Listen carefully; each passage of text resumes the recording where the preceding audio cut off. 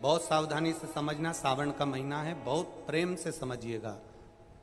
शिव की आदि परिक्रमा जब हम करते हैं, उस परिक्रमा का फल हमें बाबा कब प्रदान करते हैं वो समझने वाला विषय, ठीक है। ये शिवलिंग, ये जलाधारी, ये भगवान के चरणारविंद जहाँ गणेश, कार्तिकेय, अशोक सुंदरी है, उस स्थान का अब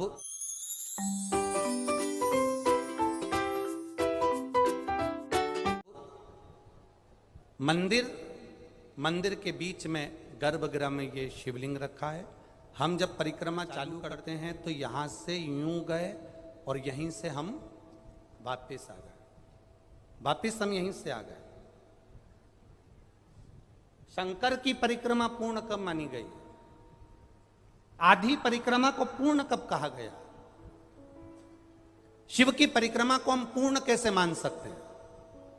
हम कहते हैं, हमारे शास्त्र कहते हैं कि शंकर की 3 परिक्रमा करो, या भगवान की 3 परिक्रमा करो, या देवता की 3 परिक्रमा करो। परिक्रमा का फल कब मिलता? परिक्रमा का अंश फल कब मिलता? शिवलिंग जलाधारी मंदिर के बीचों बीच है।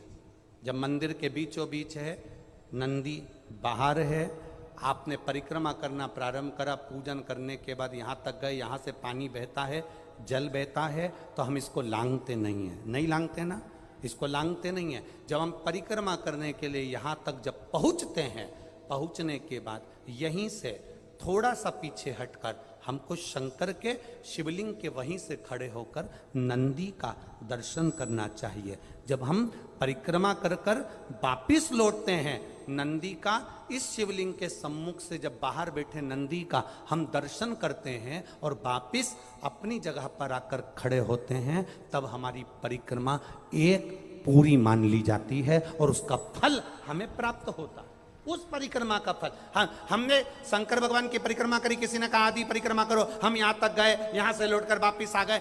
उस परिक्रमा करते समय हमने नंदी का दर्शन एक बार भी नहीं करा। अगर नंदी का दर्शन नहीं करा तो उस परिक्रमा का कोई फल हमें प्राप्त नहीं हो सकता।